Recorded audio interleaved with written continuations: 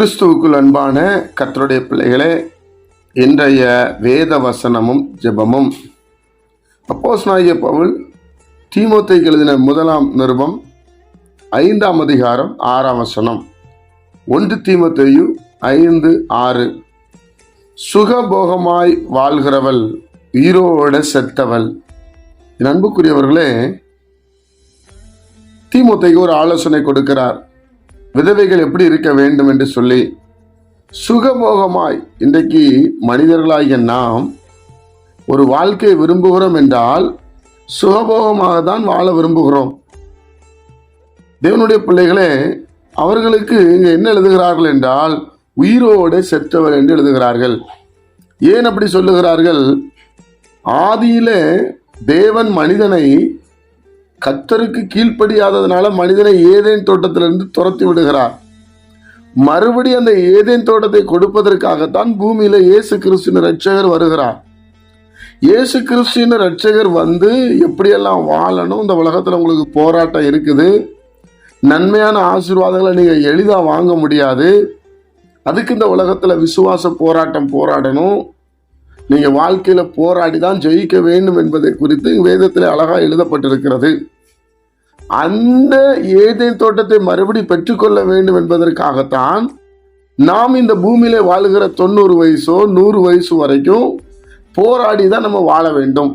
ஒவ்வொரு விஷயமும் நமக்கு போராடி தான் கிடைக்கும். போராடாம கிடைக்கிற எந்த ஆசீர்வாதமும் அது நிலையா இருக்காது.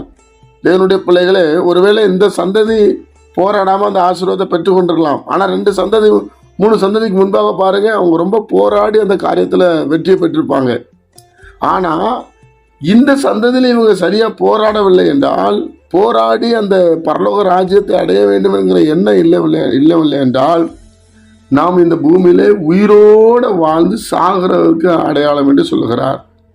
அதனால தேவனுடைய பிள்ளைகளாகி நாம சுகபோகமான வாழ்க்கை உங்களுக்கு இல்லை தானே, சந்தோஷப்படுங்க. ஏன் தெரியுமா? நாம தேவனுடைய ராஜ்யத்துக்குரியவர்கள். நமக்கு சுகபோகமான வாழ்க்கை இல்லை. ஒவ்வொரு நாளும் தேவை, ஒவ்வொரு நாளும் பிரச்சனை, ஒவ்வொரு நாளும் டென்ஷன், ஏதோ ஒரு டென்ஷன். வேலைக்காரனால டென்ஷன், கடைனால டென்ஷன், வியாபாரத்தினால டென்ஷன், கடன்னால டென்ஷன், இல்லைன்னா சரீரத்தினால டென்ஷன், ஏதோ ஒன்று. அப்போ நம்மளால சுகபோகமாக வாழ முடியலன்னு சொன்னாங்க, நாம தேவனுக்கு ஏற்ற வழியில் நடக்கிறோம் என்று அர்த்தம். அதனால நீங்களும் நானும் தேவனுக்கு பிரியமாய் நடக்கிறோம். ஏன்னா அந்த பூமியில் நம்ம சுகபோகமாய் வாழலை, நம்ம பலவீனத்தோடும் போராட்டத்தோடு தான் வாழுகிறோம். அப்போ நம்ம தேவனுக்கு பிரியமாய் நடக்கிறோம், அந்த உண்மையான பரலோக ராஜ்யத்தை அடைய போகிறோம். ஜெபிப்போமா? பரிசுத்த பிதாவே, உம்முடைய குமாரன் இயேசு கிறிஸ்துவின் நாமத்தில் வருகிறோம். இந்த நாளில் எங்களுக்கு கொடுத்த மேலான சத்தியத்திற்காக நாங்கள் உமக்கு நன்றி சொல்லுகிறோம். ஆண்டவரே, எங்கள் வாழ்க்கையில் ஒவ்வொரு நாளும் போராட்டம், ஒவ்வொரு நாளும் பிரச்சனை இருப்பதை குறித்து நாங்கள் சந்தோஷப்படுகிறோம். நீர் எங்கள் மத்தியிலே பிரசன்னராயிருந்து கர்த்தருடைய மகிமை வெளிப்படும்படி ஜெபிக்கிறோம். கேட்கிற ஒவ்வொரு பிள்ளைகளையும் ஆசீர்வதி. இயேசுவின் நாமத்தில் பிதாவே, ஆமென்.